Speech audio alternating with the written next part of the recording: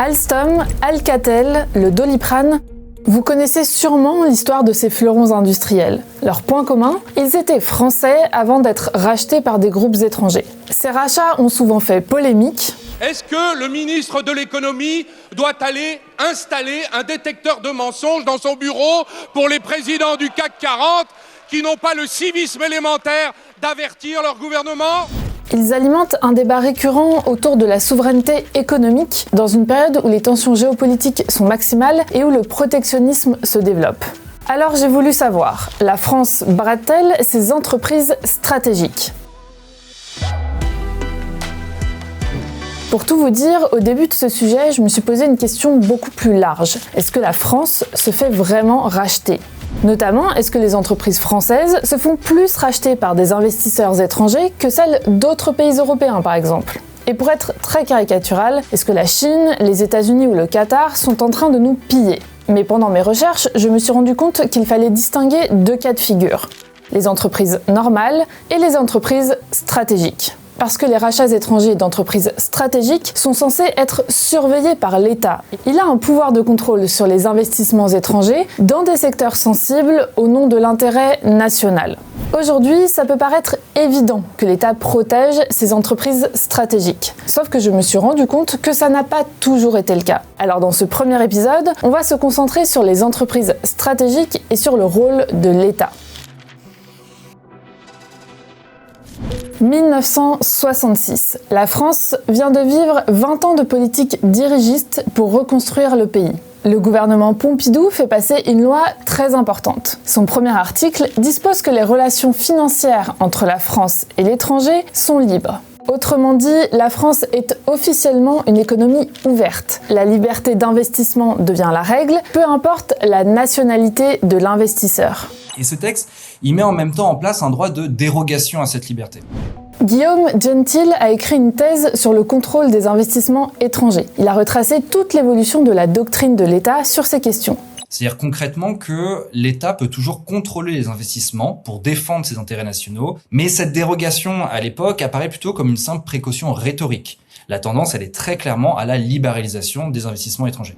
Et la question du contrôle des rachats d'entreprises stratégiques ne se pose donc plus vraiment. Quand la question se pose, c'est toujours pour libéraliser, en disant que tous ces contrôles sont en fait des verrous à l'attractivité de la France, sont des freins à son développement économique, etc. Pendant 40 ans, la mondialisation bat son plein, et pour le dire très simplement, personne ne s'inquiète quand un investisseur étranger rachète une entreprise française. Ce n'est qu'au début des années 2000 que les premiers scandales autour des rachats ou tentatives de rachat d'entreprises françaises arrivent, dans un contexte où la France connaît une vague de désindustrialisation. L'affaire principale, c'est l'affaire GEM+ de 2003, où le leader mondial de la carte à puce, qui est une technologie hyper stratégique, se fait racheter par une entreprise états-unienne sous influence de la CIA. Il y a aussi le cas de Pechiney, un géant de l'aluminium racheté par le Canadien Alcan. Puis en 2005, la rumeur d'une OPA hostile de Pepsi sur Danone fait réagir jusqu'au sommet de l'État. Je suis avec le gouvernement particulièrement vigilant et particulièrement mobilisé. Un groupe comme Danone fait évidemment partie des fleurons de notre industrie et nous entendons bien sûr défendre les intérêts de la France. Dans la foulée, le Premier ministre lance un concept, le patriotisme économique. La priorité aujourd'hui, c'est de renforcer l'indépendance de nos entreprises. C'est le premier tournant dans la régulation des investissements étrangers en France. Le décret Villepin passe fin décembre 2005. Ce texte permet à l'État d'autoriser, de conditionner ou de bloquer des investissements étrangers dans des secteurs jugés stratégiques. L'idée, ce n'est pas de contrôler tous les investissements. Par exemple, l'OPA sur Danone n'aurait pas pu être contrôlée. Mais ça reste un décret très important pour protéger les entreprises sensibles. Sauf qu'il ne va pas servir à grand-chose pendant une dizaine d'années. Il est là juste en fait pour bloquer certaines opérations. Et on reprend petit à petit des habitudes, on va dire, de laisser faire. On s'occupe que d'affaires particulières sans mettre en place une vraie tendance de politique de souveraineté économique. C'est une affaire emblématique qui va faire basculer l'opinion publique et les responsables politiques. Pour la retrouver, je vous donne 3 indices. Je construis les rames des TGV, je fournis les turbines des centrales nucléaires françaises et je traverse de grosses difficultés financières. Je suis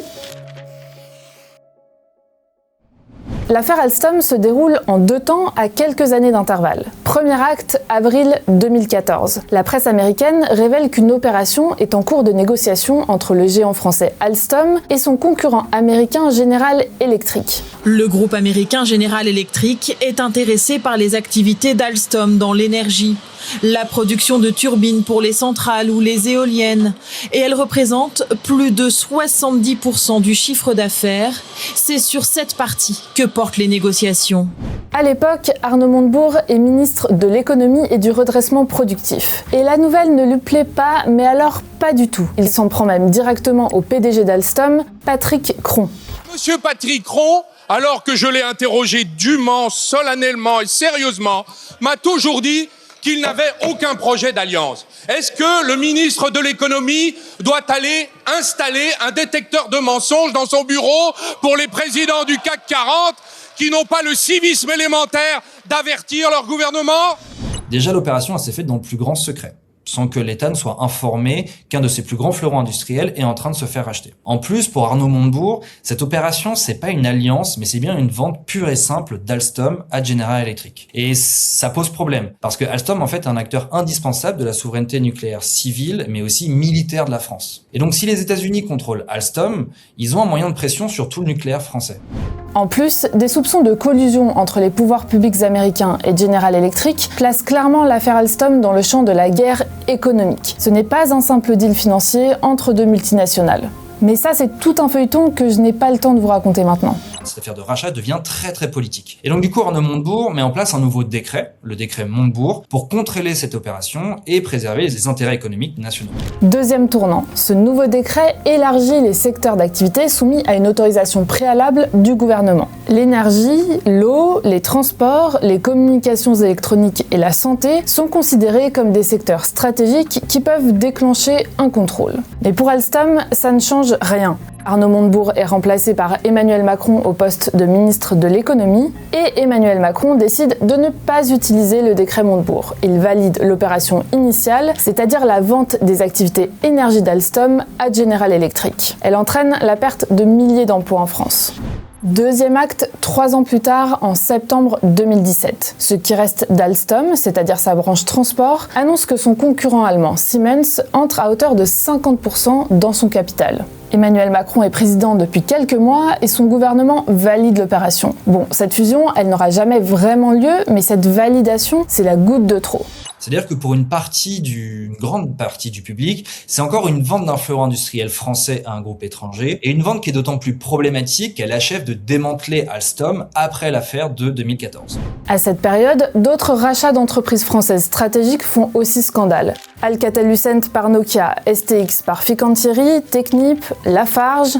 Alors une commission d'enquête parlementaire est lancée pour examiner les décisions de l'État en matière de politique industrielle. Au départ, c'est plutôt une manœuvre politique pour mettre en difficulté la nouvelle majorité présidentielle, parce qu'Emmanuel Macron a participé à la plupart de ces opérations de rachat quand il était ministre de l'économie. Mais cet objectif politique est vite oublié. La commission d'enquête lance un véritable débat sur le contrôle de ces rachats étrangers. En fait, tout le monde découvre un peu cette politique de contrôle qui était largement invisibilisée. Et surtout, tout le monde découvre que, au moment de la commission d'enquête, l'État n'a jamais refusé le moindre investissement. C'est important de s'arrêter là-dessus. Les fonctionnaires de la Direction générale du Trésor, qui s'occupent de ces contrôles, expliquent qu'ils n'ont jamais bloqué la moindre opération de rachat d'entreprises françaises stratégiques. Alors moi, ce que je montre dans mes travaux, c'est que ne pas refuser officiellement une opération, ça ne veut pas dire tout laisser passer. Ils avaient d'autres moyens à leur disposition, notamment le fait de dissuader l'investisseur en le faisant attendre très longtemps, en lui mettant des conditions difficiles, etc. N'empêche que le message, il est quand même pas très fort quand on découvre que rien n'a été bloqué officiellement. Ces débats se passent aussi dans un contexte géopolitique où le protectionnisme revient à la mode. Donald Trump vient d'accéder à la Maison-Blanche, les relations se tendent avec l'Europe et la Chine. Alors seulement 4 mois après le début de la commission d'enquête, le gouvernement fait un virage à 180 degrés sur le contrôle des investissements étrangers. Ça ne veut pas dire que toute la politique économique change, le but est toujours d'attirer des investisseurs étrangers tout en protégeant plus les pépites françaises stratégiques. C'est le 3e tournant. Édouard Philippe, lui, a présenté aujourd'hui un plan pour protéger les entreprises françaises jugées stratégiques. Et le Premier ministre a récemment déclaré que le gouvernement n'hésiterait pas, je cite, à monter au créneau en cas d'OPA sur les grandes entreprises françaises. De nouveaux secteurs entrent encore dans le champ de contrôle de l'État. Les opérations spatiales, le stockage des données et les activités de recherche liées à la cybersécurité, à l'IA ou encore aux semi-conducteurs. Bienvenue dans... Vous l'aurez compris, il y a clairement eu un changement de doctrine chez les politiques français sur la question du contrôle des investissements étrangers. C'est-à-dire que le contrôle n'est plus perçu comme du protectionnisme, c'est plutôt le laisser-faire qui est vu comme un manquement à la protection des intérêts nationaux. Alors concrètement, comment fonctionne aujourd'hui ce contrôle des rachats étrangers d'entreprises stratégiques ? Un investisseur étranger est obligé de déposer une demande d'autorisation quand une opération cumule 3 critères. Premier critère, la présence d'un investisseur étranger, forcément, mais surtout son honorabilité, c'est-à-dire la façon dont il se comporte sur le marché dans d'autres opérations. Deuxième critère, la structuration de l'investissement. Est-ce qu'il y aura une prise de contrôle d'une entreprise française ? Pour les sociétés cotées en bourse, par exemple, il y a un contrôle à partir du moment où l'investisseur prend plus de 10% du capital.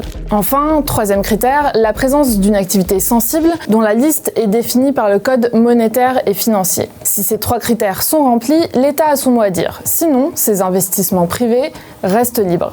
Il faut bien comprendre que ce dispositif, ce n'est pas un dispositif d'opportunité sur savoir si l'investisseur sait bien ce qu'il fait ou c'est mal. Enfin, c'est pas le sujet.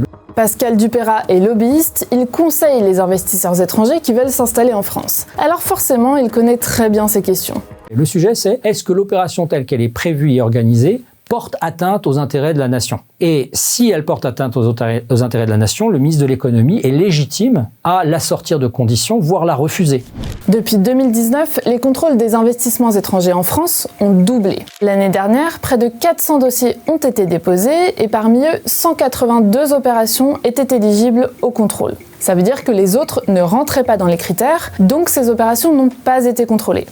En 2024, les principaux pays d'origine de ces investisseurs étaient les États-Unis, le Royaume-Uni et la Suisse. Dans plus de la moitié des cas, c'est une autorisation sous condition qui a été délivrée. Et c'est ça qui augmente de plus en plus en France, les autorisations sous condition. Ces conditions, ça peut être le maintien des activités stratégiques en France, des clauses de gouvernance. Si l'investisseur ne les respecte pas, il s'expose à des sanctions financières. En revanche, ce qu'il faut bien comprendre, c'est qu'il ne peut pas y avoir de clause sur le maintien de l'emploi. L'État ne peut pas obliger des investisseurs étrangers à maintenir un certain nombre d'emplois en France. Alors que c'est ça qui a notamment choqué dans les grandes affaires de vente de fleurons français. Historiquement, des pays comme la Chine et les États-Unis ont mis en place très tôt des contrôles très stricts, beaucoup plus stricts qu'en France. Mais si on s'intéresse uniquement au nombre de contrôles, la France s'est aujourd'hui rattrapée. Entre 2017 et 2023, Paris a contrôlé plus d'acquisitions étrangères que Washington. Et à l'échelle européenne, un accord vient d'être trouvé pour renforcer le contrôle des investissements étrangers dans tous les pays européens. Alors,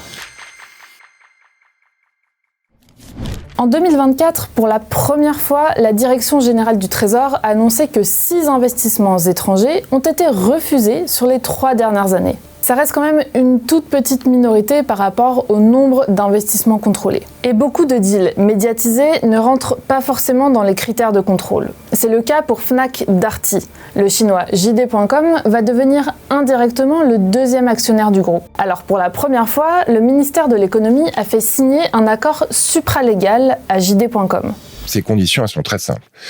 Ils vont rester un actionnaire à 20 et quelques %, dormant, aucun droit de gouvernance, aucun impact sur la gestion de l'entreprise, et ils l'ont bien compris en fait. Le seul problème, c'est qu'on ne sait pas ce qui peut se passer si les conditions de l'accord ne sont pas respectées. La France a toujours un côté bon élève. Alors, elle a été pendant longtemps bon élève de la libéralisation des échanges. Elle est aujourd'hui bon élève des dispositifs de contrôle des investissements étrangers. Il y a encore, selon moi, quelques secteurs qui pourraient être appréhendés dans le dispositif, la France est quand même moins disante que les préconisations de la Commission européenne. Donc, c'est quand même assez important pour être souligné. Récemment, dans les colonnes des Échos, la patronne de la DGSI, le renseignement intérieur, a alerté sur les menaces qui pèsent sur les entreprises françaises. Elle explique que les menaces les plus fréquentes sont justement des propositions de rachat ou des prises de participation. Elles peuvent être menées sous les seuils pour ne pas être soumises au contrôle du ministère des Finances et conduire à transférer la propriété intellectuelle de l'entreprise. On sait notamment que les levées de fonds sont des périodes de vulnérabilité particulière, surtout si l'entreprise n'est pas dans une très bonne santé financière. En clair, ce que la DGSI dénonce, c'est de l'espionnage économique, pur et dur, encore et toujours. Un autre rapport récent sur la sécurité économique des entreprises note aussi que la guerre économique s'est durcie. Les startups de la deep tech, notamment, sont des cibles privilégiées. Et si le dispositif du contrôle des investissements étrangers fonctionne plutôt bien, c'est sur le suivi des conditions imposées qu'on manquerait de moyens aujourd'hui. Un des problèmes soulignés par ce rapport, c'est que l'absence de fonds de capital risque de très grande taille en France et en Europe oblige à faire appel à des capitaux extra-européens. En fait, c'est tout l'enjeu pour la France et l'Europe aujourd'hui. Comment attirer des investissements étrangers indispensables pour développer l'économie, tout en protégeant les fleurons stratégiques. Ça, c'est ce dont je vous parlerai dans le prochain épisode, et je vais essayer de répondre à cette grande question que je me posais au début, est-ce que la France se fait vraiment racheter ? Merci d'avoir suivi ce premier épisode, j'espère qu'il vous a plu. Je vous souhaite une très bonne fin d'année et on se retrouve en janvier.